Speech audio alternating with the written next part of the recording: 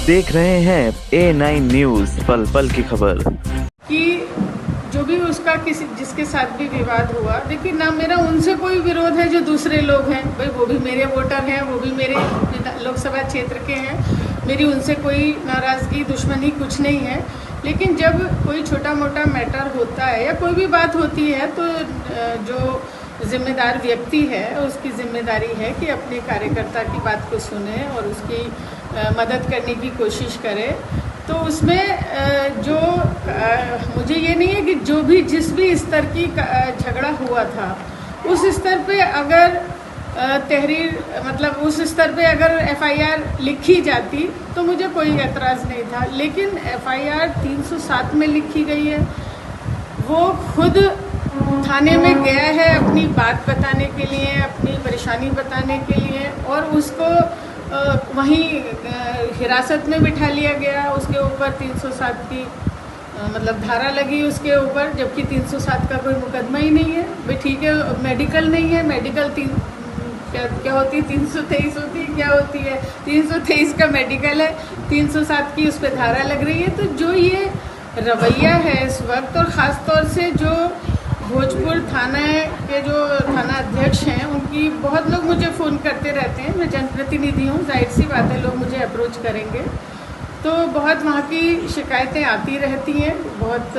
अब उन्होंने क्यों उसे, जब जो आदमी खुद थाने में गया है अपनी पीड़ा बताने के लिए, उसको हिरासत में ले लिया गया, उसकी बहुत ज़्यादा बार बार पिटाई की गई और उसके ऊपर 307 का मुकदमा लिखा गया। जो जितना झगड़ा था उतना लिखा जाता तो कोई एतराज़ की बात नहीं थी, लेकिन इतनी बढ़ा चढ़ा के लिखा गया और क्यों मारा गया, इसके वजह से उस पर मतलब क्या महिषाती थाना अध्यक्ष की कोई भाई कोई लालच था उन्हें, कोई दुश्मनी थी, क्या बात थी, ये बड़ा प्रश्न चिन्ह है। और मैं उच्च अधिकारियों से वार्ता करूंगी और मांग करूंगी कि इसकी जांच हो और इसमें निष्पक्ष धाराएं रहें और बाकी धाराएं उसमें से कटें। और एक ये कई मीडिया वालों का मैं देख रही हूँ कि चाहे वो प्रिंट मीडिया के हों या इलेक्ट्रॉनिक मीडिया के लोग हों, उन्होंने उसमें ये बताया है कि वो सांसद का रुचिवीरा का मतलब पीए है, पीआरओ है, पीए भी बताया है और पीआरओ भी बताया है। किस आधार पे बताया है, किस आधार पे बताया है, मैं जानना चाहूँगी। कोई लेटर दिखाएं, कोई चीज़ दिखाएं। हज़ारों कार्यकर्ता होते हैं, उसका मतलब ये नहीं है कि वो पीए हो या पीआरओ हो। मैं अपने वकीलों से इस बारे में मशवरा करूंगी, मैं इसीलिए यहाँ पे आई हूँ, और जो भी कानूनन कार्रवाई होगी शासन से प्रशासन से मांग करूंगी। मेरी छवि को धूमिल करने का कुछ चैनलों ने, कुछ लोगों ने, चाहे वो संवाददाता हो चाहे संपादक हो, मेरी छवि को धूमिल करने की कोशिश की है। तो मैं उस पर जो भी होगा अपने वकीलों से मशवरा करके उस पर कार्रवाई करूँगी। मैम, एक फ़ोटो जो है वो वायरल करा जा रहा है और जिसमें जो है जो आरोपी बताया गया है गनी, वो आपके साथ में जो है वो संसद के अंदर बैठे हुए दिखाई दे रहा है।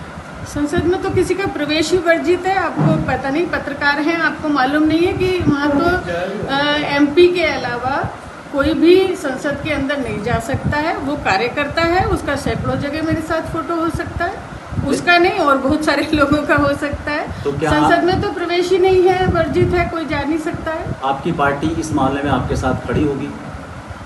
तो मेरे साथ क्या मतलब, मैंने कौन सा जुर्म किया है? जमीन का मामला आया ना, तो इसलिए मैं पूछ रहा हूँ। जमीन कब्जाने का मामला नहीं, मैंने आपको क्या बताया कि वो तो कागज बताएंगे, किसके कागज सही हैं, किसके गलत है।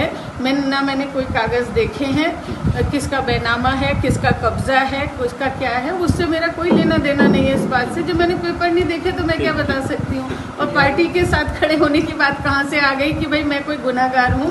क्या है, मैं मेरे कार्यकर्ता हैं और मेरे साथ ना वो कोई अपराधी है, भाई कोई उसका क्रिमिनल हिस्ट्री नहीं है, कुछ नहीं है। और दूसरी बात ये, जो ये पीआरओ और पीए वाला मामला जिन भी चैनलों ने चलाया है, मैं पूरी तरीके से उस पर अपना मानहानि का दावा करूँगी। ठीक।